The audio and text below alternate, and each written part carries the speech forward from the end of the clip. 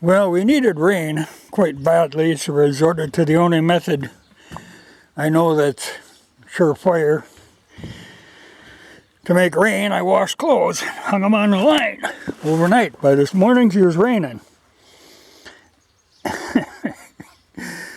So, the line is a little saggy, and I better not wiggle her too much, or the strain of wet clothes will to bring her down. But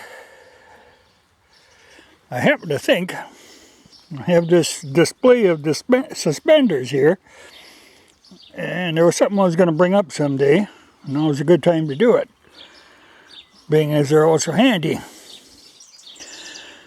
Okay, I ended up with some of these from a kind of an eBay deal. I was trying to get something else, and I ended up buying a group of suspenders anyway. And in this group were these Duluth Trading Company ones. No, they're not bad. The elastic has held up, and I have to say I haven't really worn these a lot, and we'll see what happens further down the road, because I have the fear this elastic feels exactly like the Carhartt ones, and I've talked about this before. I have trouble, the Carhartt, the elastic will start doing this, get that puckery thing going on, you know, where the elastic just overstrains and gives out. And I do, okay, I'll mention this while I'm here. The Carhartt ones, these particular type of buckles that they use for adjustment, they do not get along well with a wringer washer. They will often, as they go through the wringer, if you're not careful, it will press this and pop that end off. So I had to put them back together. At least, like the Duluth ones are very similar, except they have a more normal sliding type buckle, which seems to work on these. That is the same buckle as a style of buckle that the Husqvarna ones use, but the Husqvarna ones, the elastic is much thinner, although I haven't had a problem with the elastic going bad. What I do have a trouble with these is the elastic is slipperier. It must have more synthetic stuff on the surface, and the buckles will slide throughout the day. Every once in a while you have to readjust them. Not a big deal.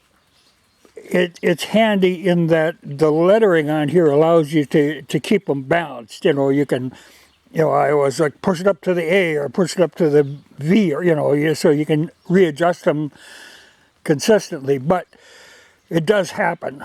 You know, I happen to be wearing a pair of them now. But, you know, like I say, yeah, they work, but there's, you know, like I say, very thin, a little iffy.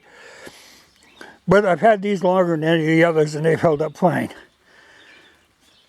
When I first got them, I was a little hesitant because they don't have leather on where they fasten on the back. They've got this synthetic material, but it is like a fire hose kind of stuff, and it does not rip out. At first I thought that would happen. They would rip out, but they don't.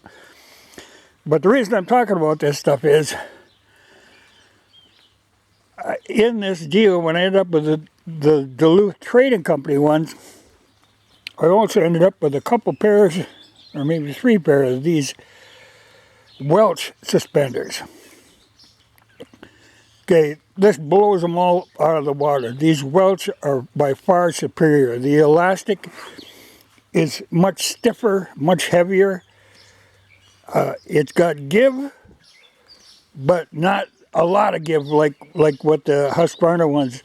You know, you want some give, so like if you twist or bend over, they don't yank your pants up into your crotch, you know. These are really nice, really well made. I had never heard of these before. Then I went online and looked, and yeah, they've been making them since the 60s in Oregon. You know, they're made in this country with, like I say, just top-notch elastic. That is some good stuff.